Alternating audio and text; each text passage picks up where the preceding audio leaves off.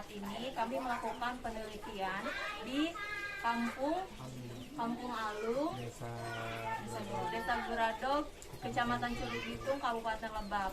Nah, saat ini kami akan mewawancara salah satu tokoh masyarakat yang ada di Desa Guradog. Nah, di samping saya ini adalah salah satu tokoh masyarakat, namanya siapa Kang? Adriana. Ya, Kang Adriana.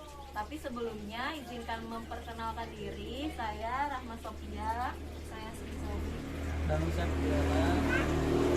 Saya Muhammad Hadi Al-Bajari. Saya Rizky Mulyana dan saya Muhammad Ramdhani. Jadi di sini kita akan mewawancara Kang Andri terkait budaya Serentaun yang ada di masyarakat adat Guradog. Langsung aja, tapi kita berlangsung secara santai aja ya Kang ya. Nah, masing-masing dari kita telah menyiapkan pertanyaan. Sekiranya Kang Andri bisa menjawabnya semampunya. Insya Allah. Jadi pertanyaan yang pertama, di sini kan kita melakukan penelitian tentang budaya Serentaun. Nah, yang saya ketahui atau yang kami ketahui, budaya Serentaun sendiri merupakan potensi lokal yang ada di Desa Guradog ya Kang ya. Jadi bagaimana sih sejarah atau asal muasal masyarakat adat Guradog sama sejarah Serentaun di sini tuh? Baik, langsung saja ya. Bu aja ya. Jangan, Bu aku belum. Kan calon guru kan. Oh, insya Allah, iya benar. Nah baik, pertama tadi pertanyaannya bahwa sejarah bagaimana masyarakat adat Guradog ini, kesukuan Guradog ini berkembang. Kalau di flashback ke belakang itu panjang sebetulnya ceritanya ya, mungkin nggak akan mampu satu hari satu malam juga diceritakan. Tapi secara garis besar bahwa masyarakat Guradog ini adalah merupakan salah satu keturunan dari Batu Belakang.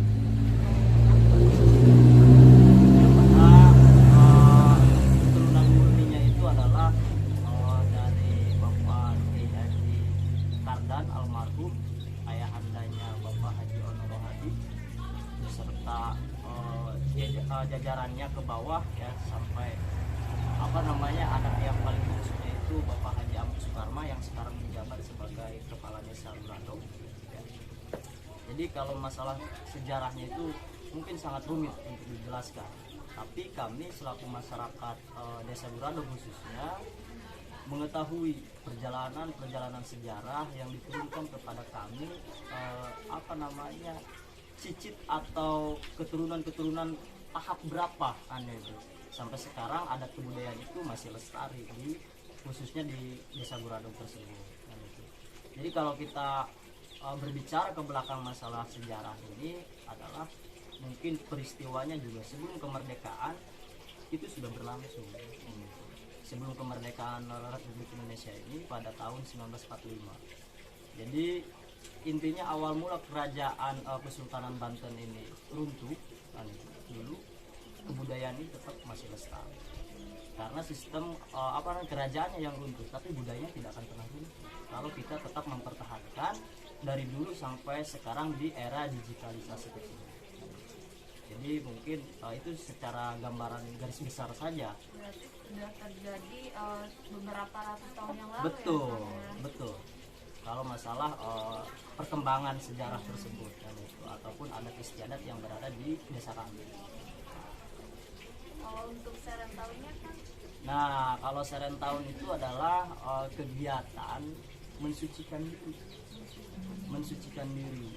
Sebuah ritual, upacara. Bukan sebuah ritual.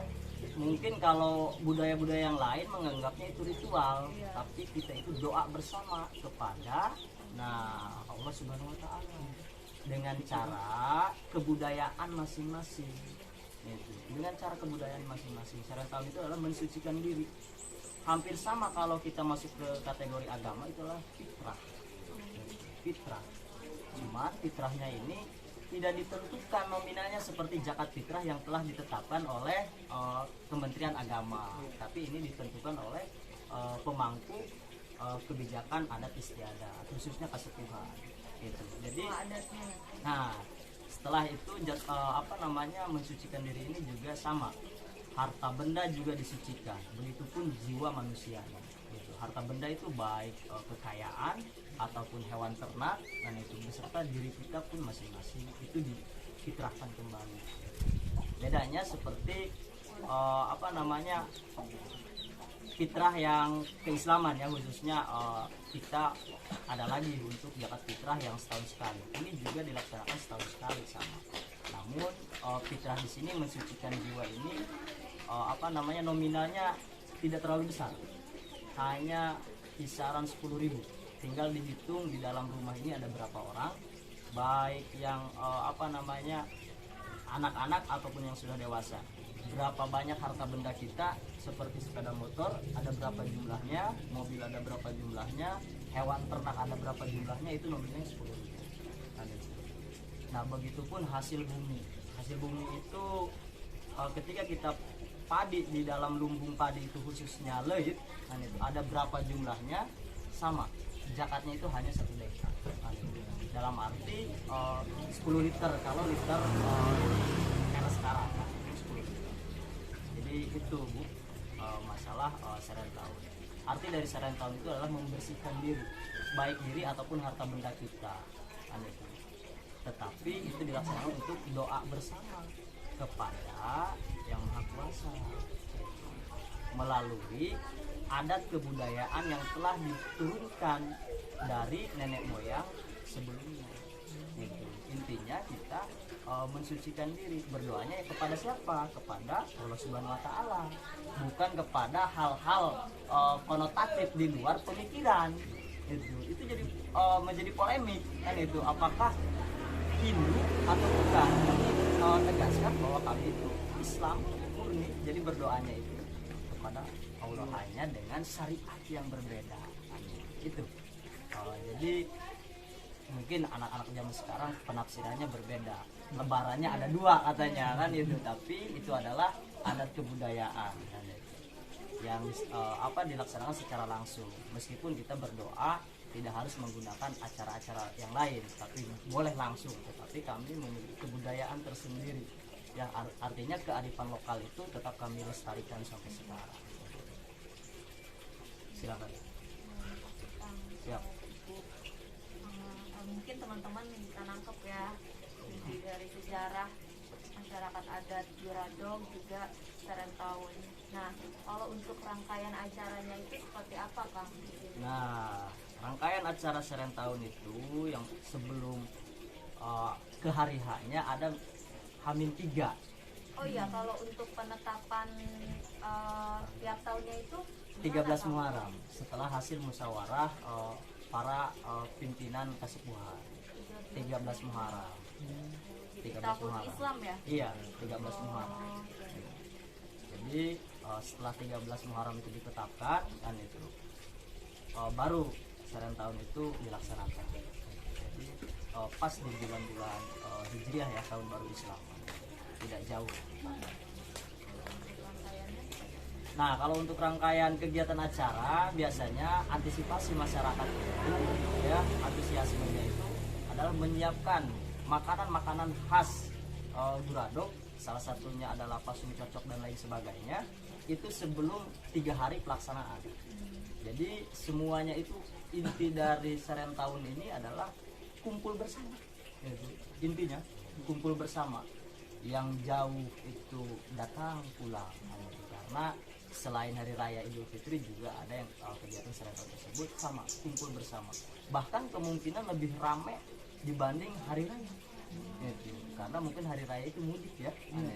Tapi kalau ini serentahun ini yang ada dimanapun yang merasa keturunan dari Juradong itu pulang untuk berkumpul, mengumpulkan keluarga-keluarga yang jauh ya, seperti yang di luar kota. Ketika sudah ada kabar baik di media sosial apapun itu untuk serentahun, mereka antusias untuk pulang.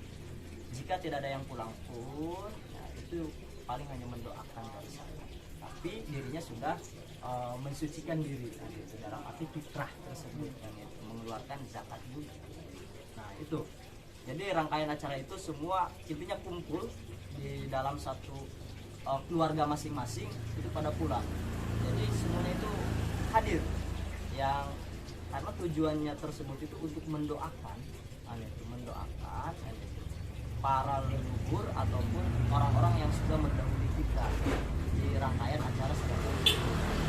Karena tadi doa bersama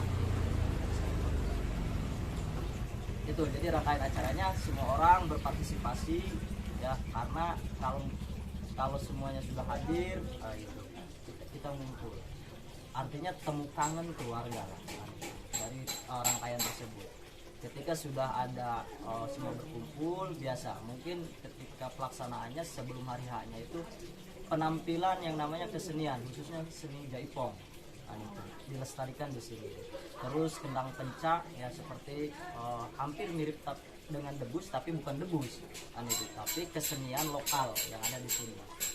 Itu sebelum pelaksanaan hari H-nya Serentahun tersebut kan itu. Jadi kita kebudayaan ini ditampilkan. Jadi masyarakat yang memiliki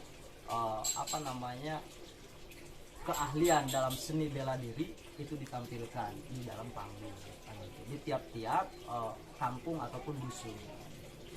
Itu Mbak.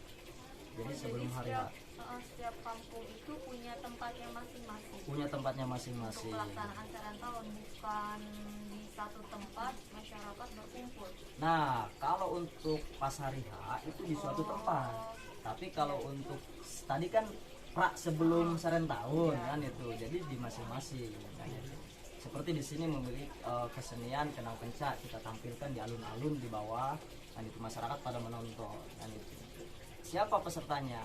Ya tadi masyarakat yang ingin unjuk keahliannya di depan masyarakat yang lain. Tapi kalau untuk hari H-nya kita berkumpul di sana di Buradognya langsung. Di Buradognya di rumah adat yang tadi Pak Doni sebutkan. Tetapi nanti paginya itu kita setelah ziarah bersama mendoakan orang-orang yang telah mendahului kita dan berdoa kita pun langsung di sana. Itu ada juga. Kalau sebelum itu tadi penampilannya boleh dilaksanakan di masing-masing dusun ataupun ketika malam harinya baru jaipong di sana di Buradognya langsung. Jadi kalau untuk rangkaian kegiatan pas hari H itu hanya ritual doa atau ada lagi Kang? Kalau saya sedikit baca artikel mengenai ngarengkong. Ya, ngarengkong. Nah, kalau itu ngarengkong itu kapan Kang? Kalau ngarengkong itu juga sama sebetulnya sebelum Serentahun. Cuman ngarengkong itu adalah kegiatan panen hasil bumi ketika 1 tahun sekali. Karena bercocok tanam di sini hampir 1 tahun sekali. 1 tahun sekali itu baru bercocok tanam agar kondisi tanah ini tetap bagus, artinya tidak tercampur dengan bahan-bahan kimia. Makanya setahun sekali. Jadi kan padinya itu tidak harus menggunakan bahan kimia lagi karena tanahnya itu sudah membaik kan. Jadi kegiatan ngarengkong ini adalah panen ketika semua sawah adat ataupun sebelum sawah adat pun juga sama, ada ngarengkong. Jadi semua masyarakat itu turun ke sawah adat. Lokasinya di belakang rumah, ya tidak jauh kalau dari sini. Kalau menggunakan jalan raya mungkin jauh kan, itu harus menggunakan sepeda motor. Jadi ngarengkong itu adalah salah satu kebudayaan juga sebelum hari H Serentahun. Artinya pemindahan padi dari sawah ke lumbung padi kan itu, ke lumbung padi. Oh, alatnya itu yang bambu itu kan Iya, panjang, bambu. nah ini padi. Iya. Nanti ada bunyinya itu kan? Ada bunyinya, itu menggunakan suatu kesenian juga kan itu. Jadi ketika dibawa atau dipikul ya gitu, itu akan katakannya digoyang lah kan itu, namanya juga ngarengkong ya, itu digoyang. Sebelum nanti pemindahan dari sawah menuju ke tiap-tiap rumah masing-masing untuk masuk ke lumbung padi yang ada di belakang rumah. Nah, itu. Atau kalau bahasa sini leit lah sama itu. Jadi ngerengkong itu juga salah satu kebudayaan yang ada di Guradog sebelum hari H Serentau. Kalau untuk kegiatan pas hari H itu siapa aja sih Kang yang terlibat? Apa seluruh masyarakat atau hanya dari tokoh masyarakat? Tentunya ketua adat dipimpinnya Kang, apa ada juga dari instansi pemerintahan? Kalau untuk acara doa secara langsung itu dilaksanakan perwakilan 9 orang, panitia 9 kalau di setiap itu ada 9 orang khusus. Salah satunya adalah tokoh adat tersebut ya, atau ketua adat tersebut, kesepuhannya langsung. Jadi 9 orang dulu, 9 orang dulu. Itu berdoanya di mana Pak? Langsung di sana di tempat khusus ada di makam. Ini kan nanti ada khusus tempat. Setelah ketika beres berdoa yang 9 orang ini, baru kita yang lainnya ziarah terhadap keluarganya masing-masing, mendoakan keluarganya yang sudah tidak ada. Itu. Jadi 9 orang. Kalau masalah nama-namanya itu adalah pasti umumnya, tapi hari kemarin itu sudah ada pemilihan ketua kesepuhan itu Bapak Haji Ladut ya, atau Bapak Haji Supriyadi, menggantikan kesepuhan yang kemarin pupus atau meninggal dunia Abah Haji Onorhan.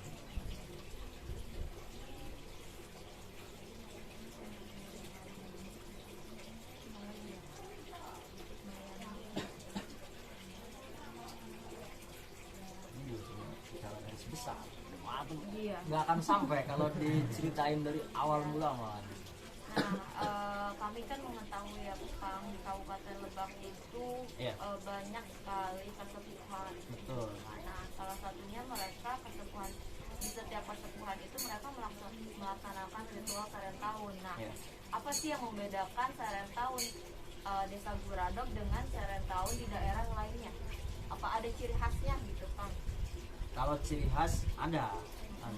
Salah satunya mungkin dengan yang lain ya. Kita misalkan contohnya perbandingan dengan kebudayaan yang di luar Guradog aja ya. Mereka itu kan hanya datang berdoa, mungkin setelah itu pulang. Itu. Kalau kita itu ketika sudah pelaksanaan hari H, kita kumpul di suatu rumah keluarga, berangkat ke tempat ziarah tersebut kan itu. Setelah selesai sama, hampir mirip dengan halal bihalal, dan semua tamu yang dari manapun masuk ke rumah siapapun itu suguhan makan itu secara gratis. Nah itu yang membedakan mungkin. Jadi masyarakat luar pun hanya untuk menikmati budaya tersebut, ketika datang ke suatu rumah itu harus makan, wajib lah itu, meskipun perut masih kenyang. Jadi seperti itu, hampir tidak sama, mirip dengan yang cokel kan ya. Kalau cokel kan ngembang ya kan ya. Cokel ngembang mirip, cuma yang membedakan itu tadi ya, di kita ada penampilan budaya sebelum hari H. Kalau hanya yang di sebelah itu cukup dengan doa, setelah itu pulang kan, mungkin lamanya sebelum pulang itu mereka karena banyak pedagang. Kalau di kami hanya itu pedagangnya itu sebelum, ketika sudah hari H itu sudah pedagang itu sudah nggak ada. Karena tadilah efek samping dari banyaknya pedagang itu sampah ya bagaimana. Jadi yang membedakan ciri khas yang lain ya tadi, semua menggunakan ikat kepala ini. Ikat kepala ini khusus ya. Kalau untuk pakaiannya gimana? Kalau untuk pakaian ya itu kembali lagi ke kebiasaan masing-masing. Jadi masalah pakaian ini sekarang sudah tidak lagi ditetapkan. Jadi bagaimana kita nikmatnya saja menggunakan pakaian ya, gitu. Tapi ciri khasnya itu yang saya pakai ya. Memang. Nah, Oh, dan jadi bukan pakaian yang hitam, serba Iya. hitam atau serba putih? enggak. Enggak, kalau untuk pakaian terkecuali mungkin untuk yang khusus ya pakai putih lah, baju koko dengan sarung. Untuk yang 9 tadi ya yang saya sebutkan. Tapi untuk masyarakat umum itu boleh menggunakan baju yang sesuai kenyamanannya masing-masing. Jadi tidak ada paksaan. Itu mungkin sejauh yang masih saat ini tetap dipertahankan. Tapi wakil bupati kita juga dari sini ya kan? Iya, dari Buradong. Beliau anaknya kesepuhan yaitu Bapak Haji Ono Rohadi yang kemarin. Kalau yang sekarang itu memang satu turunan atau gimana kan? Masih. Untuk ketua, pemilihan ketua atau ketua adat nih? Ya, harus satu keturunan yang murni, yang murni. Kalau misalkan ya tadi lah, kalau yang perempuan menikah dengan laki-laki yang Buradong kan itu sudah tercampur, karena hampir kebanyakan masyarakat kami menikahnya itu dengan masyarakat Sunda agar tidak tercampur, terkecuali keturunan asli yang Kesultanan Batakama. Jadi mereka yang penting kan dari laki-laki, gen laki-laki. Kalau yang sekarang memimpin itu adalah betul-betul keturunan adeknya langsung, adek yang pertama. Setelah keturunan yang lain sudah tidak ada.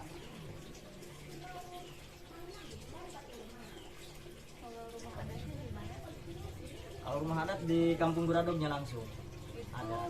Kayak Baduy atau enggak Pak? Enggak. Ke rumahnya gitu, rusunnya ada berapa, bentuk rumahnya beda atau seperti ini? Kalau rumah adat saya bisa teman-teman nanti bisa survei langsung ketika ingin tahu rumah adat agar tidak salah penafsiran. Jadi rumah adatnya ya menggunakan bambu dan papan. Jadi semua rusun adat itu menggunakan papan. Kalau ini kan kita sudah menggunakan keramik. Kalau dulu memang rumah itu sebetulnya panggung semuanya. Berhubung masuk ke era modern ya, jadi masyarakat bernegosiasi untuk tempat tinggal, tapi tidak menghilangkan kebudayaan.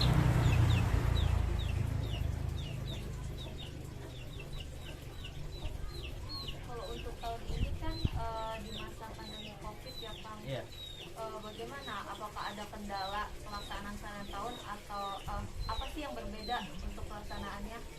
Nah, karena pandemi ini ya itu cukup perwakilan, tidak semua merta-merta datang ke tempat. Itu selain Tertutup ya, selain protokol kesehatan ini harus ditegakkan itu atau diterapkan, kita juga membatasi siapa aja yang akan nanti berziarah di tempatnya langsung. Jadi tidak semua orang tumpah, karena kalau semua orang tumpah itu yang dari Citorek Kecamatan Cibubur pun tumpah sih mau ke sini itu. Maka tahun kemarin karena kita dilanda pandemi ya corona ini, jadi hanya tiap-tiap perwakilan saja. Misal kalau satu rumah cukup ayah saya aja yang berangkat atau saya pribadi saja yang berangkat. Jadi untuk menghindari hal-hal yang tidak diinginkan di masa pandemi. Undangan untuk pasepuhan lain? Tidak ada. Ini khusus, terkecuali mungkin pemerintah setempat.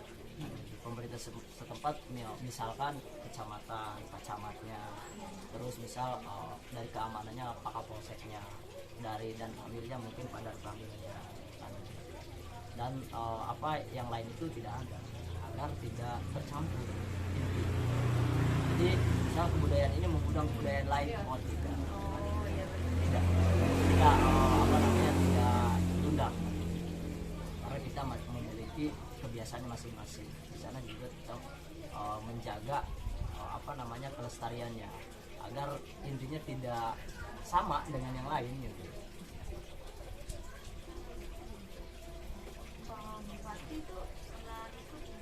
Kalau bupati yang saya tahu ya di sosial media itu tahun sebelum COVID ada ya, atau waktu.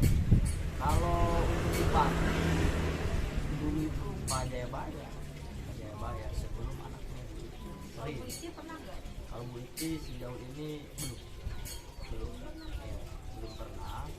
cuman mungkin entah waktu saya yang nggak ada kan itu, tapi beliau ternyata datang kan itu, saya juga tidak bisa menyalahkan karena kan apa ya, orang itu ribuan, kita nggak tahu dan pembeda, karena kan ketika untuk ziarah itu semua tidak membawa pangkatnya masing-masing kan itu.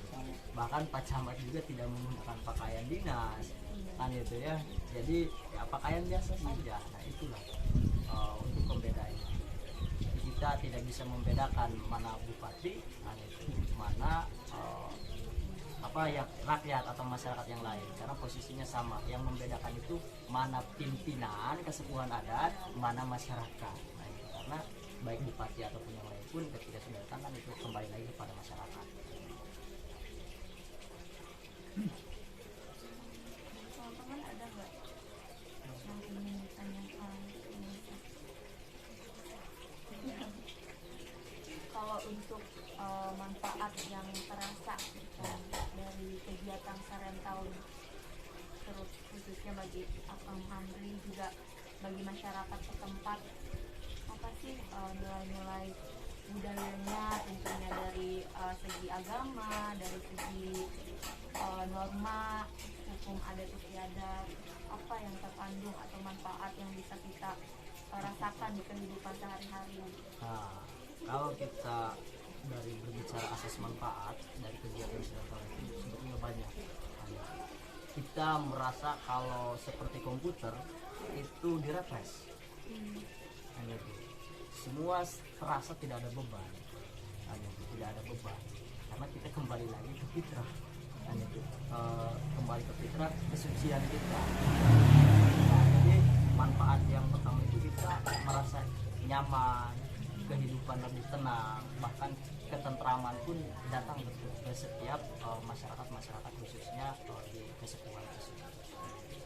Ini banyak. Kalau untuk masalah tadilah apa namanya, hal-hal yang kemanfaatan yang lainnya seperti kebudayaan itu makin erat tali silaturahmi kami. Karena di kami ini yang keutamanya itu adalah kekompakan masyarakat.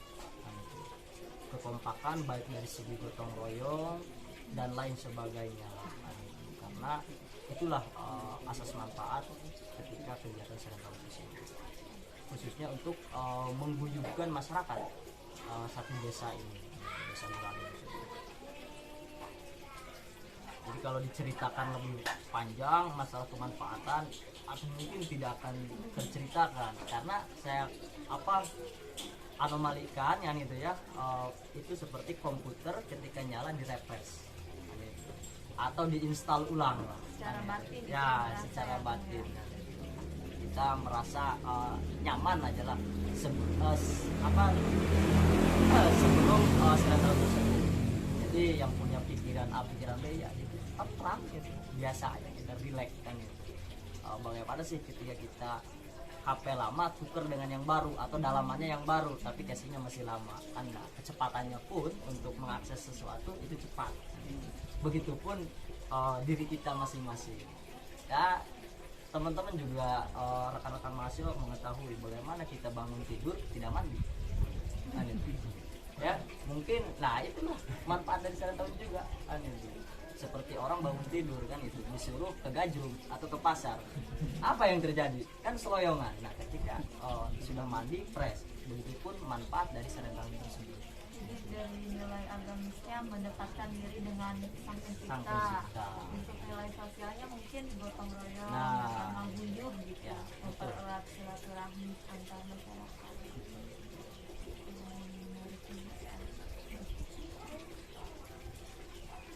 Yang lain mungkin ada masukan atau pertanyaan sambil sharing Kepo lah, aja. kepo.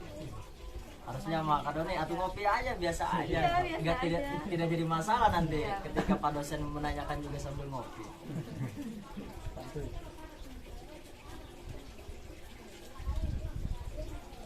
Oh iya, satu lagi Kang. Gimana sih cara masyarakat Gurado Iya. dalam menjaga eksistensi budaya Sarentaun atau potensi lokal yang ada yang daerah ini miliki? Karena kan zaman sekarang perubahan zaman itu semakin pesat Kang. Betul. Adanya terkikisnya budaya karena pengaruh dari luar. Bagaimana sih masyarakat ini ataupun peran tokoh masyarakat dalam menjaga ataupun melestarikan budaya Serentahun atau masyarakat adat yang ada di Desa Guradung? Nah, untuk tetap mempertahankan kebudayaan, sejauh yang saya rasakan hampir seperti doktrinasi, tapi itu doktrinasi untuk mempertahankan kebudayaan.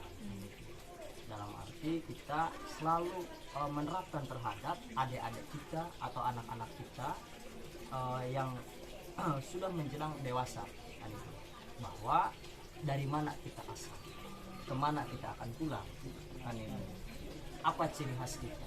Nah, jadi hampir setiap masyarakat di kami ini akan diberikan ikatnya masing-masing oleh orang tua, agar mengetahui ya, siapa kita, dari mana asal kita. Terus kepada yang lainnya pun orang tua. Nah, regenerasi ini apa sih kebudayaan? Nah, meskipun zaman ini sudah semakin canggih, kita tidak boleh terkalahkan oleh zaman. Ya kan, silakan zaman ini semakin canggih, tapi kita terus kebudayaan kita harus terus dilestarikan. Seperti besok itu adalah acara Serentahun. Ya, kalau kamu tidak ada kegiatan yang lain, ayo kita berdoa bersama, mendoakan orang tua kita yang telah pergi mendahului kita. Nah, itu akan tertanam. Apa yang terjadi? Dari kita salah satu keluarga yang jauh dari sana itu mengetahui. Seperti halnya anak kecil. Pak, itu siapa? Itu keluarga kita yang tinggal misal di Jakarta. Ya, sehingga tadi terkumpullah dari Serentahun ini. Jadi siapapun yang dari jauh, khususnya keluarga, itu akan mengetahui. Kalau kata kasarnya tidak kueken obor, kan itu. Jadi dari mana keturunan kita, kalau di agama silsilah ya kan ya, silsilah kita, nah itu kita akan mengetahui. Terus ditanamkan ini kita itu masyarakat adat istiadat, harus nurutlah atau patuh terhadap orang yang lebih tua. Nah, contoh kalau misalkan kata perintah orang tua seperti A, maka kita laksanakan A. Jadi tidak merta-merta, meskipun di kami katakanlah banyak orang-orang pemuda yang sudah menikmati zaman, tapi pada waktu hari H Serentahun mereka pulang. Gitu. Jadi zaman ya zaman, tapi kebudayaan kami masih tetap pegang. Jadi misalkannya ya samalah, teknologi ini sekarang merambah di mana-mana, tapi kebudayaan kami malah sekarang mungkin adanya teknologi terekspos juga kan keluar. Kalau dulu kan tertutup. Nah, jadi untuk mempertahankan tadi ya, kita adanya doktrinasi atau dogma, pemahaman yang khususnya untuk kebudayaan. Tetapi di sisi lain kita juga memberikan pemahaman kemajuannya juga kan. Karena kebudayaan ini adalah salah satu ikon tersendiri kan itu untuk diri kita. Misal kalau di luar, kamu dari mana? Dari Guradung. Orang kebudayaan. Jadi kan orang udah tahu di Guradung itu kebudayaan lokalnya sangat kuat lah. Jadi itu secara sistematis kita juga menceritakan. Jadi peran utamanya itu yang pertama dari keluarga. Keluarga, ya, iya, dari keluarga. Kalau untuk dari masyarakat adat itu kan ada ketua ya Kang, Iya, ada ketuanya.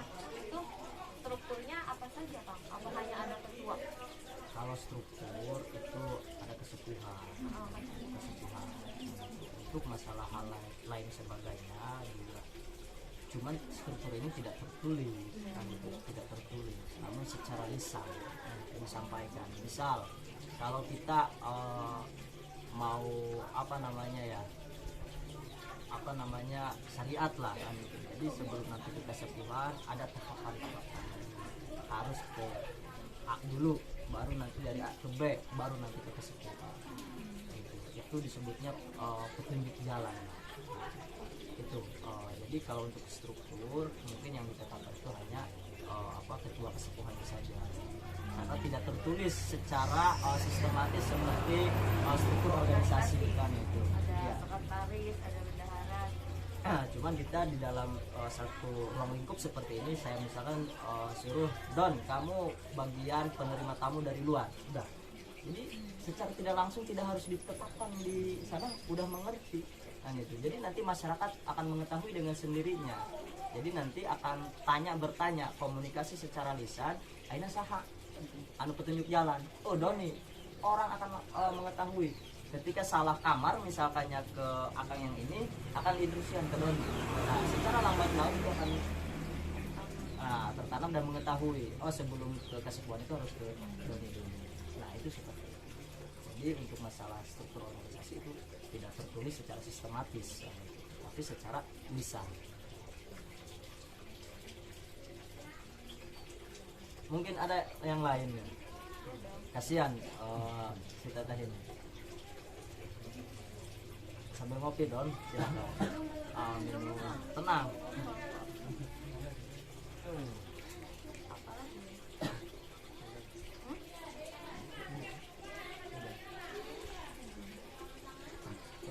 Biasanya itu hasil padi itu biasanya segimana? Hasil padi ya tergantung yang mengumpulkan, karena kan hasil padi itu kalau misalnya ya, kalau saya kan satu rumah punya sawahnya misalkannya berapa, tapi kan tetap kita untuk mensucikan diri kan itu hanya 10 liter. Bukan jadi bukan dari sawah ini tuh dikumpulin, itu dari sawah adat bukan. Jadi masing-masing rumah tuh punya sawah. Masing-masing punya sawah, tapi kalau untuk khusus sawah adat yang dikumpulkan kepada pimpinan. Nah itu nanti hasilnya di mana itu? Ya itu untuk seharian tahun kan semuanya makan semua nanti kan itu dari luar.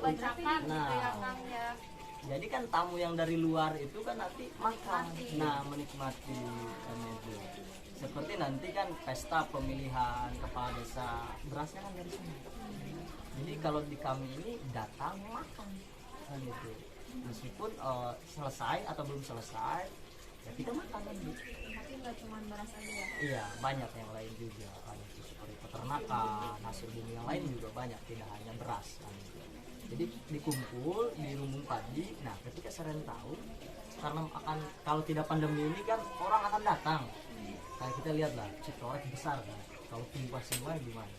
Nah makanya gimana, dapur umum itu sudah disediakan, banyak dapur umum. Berasnya dari mana? Dari tadi sawah adat yang setelah panen itu ya, dikumpul di lumbung padi.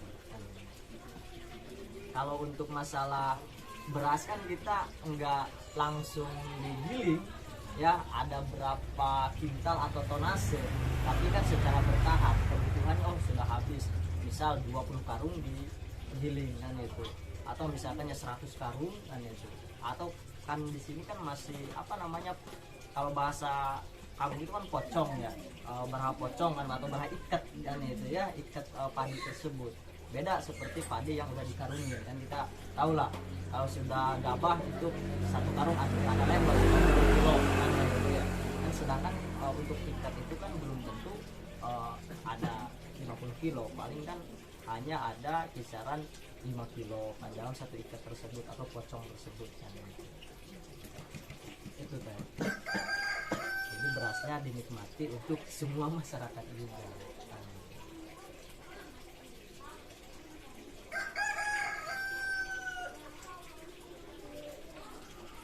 Mungkin ada yang lain lagi, silahkan. Sambil ngopi aja relax. Ngantuk ya? Ngantuk. Aduh. Dede. Merokok tah. Join.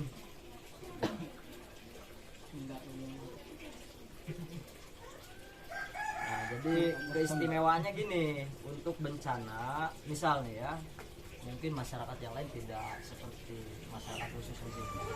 Contoh halnya kemarin ada bencana ya di Kecamatan Sumber itu, khususnya Kampung Mayak. Nah masyarakat kami itu hampir satu kampung datang ke sana membantu membantu masyarakat yang tua. Nah, tidak hanya untuk diperlukan apapun itu, ketika kami sudah melihat saudara-saudara kami terkena musibah, hati ini tergerak. Nah, nanti ada komando dari kepala desa. Semua masyarakat, khususnya desa Guradong yang tidak memiliki aktivitas lain atau katakanlah sibuk, maka kita bantu saudara-saudara kita yang ada di sana. Nah, itu. Terus mereka nanti difasilitasi bagi teman-teman yang tidak memiliki kendaraan seperti motor dan lain sebagainya. Akan dikirim oleh Bapak Kepala Desa. Nah, itu. Misal masyarakat di sini penduduknya banyak yang mau ikut. Nah, jadi 3 losbak, 4 losbak itu tidak harus dikasih ongkos pun, kami berangkat ketika sudah pimpinan kami yang bilang. Nah, jadi hati ini mulai tergerak sendiri kan itu. Beda lagi seperti kalau bos Maya, kalau kita nggak dikasih uang nggak mau. Nah, kita mah nggak dikasih apapun, hanya dikasih berangkat ya itu. Nah, langsung hati itu tergerak. Jadi misalnya ada pemberitahuan nanti di speaker bahwa esok hari ada kegiatan KSB STKIP Setiabudi Rangkas Bitung. Kompak Beraksi.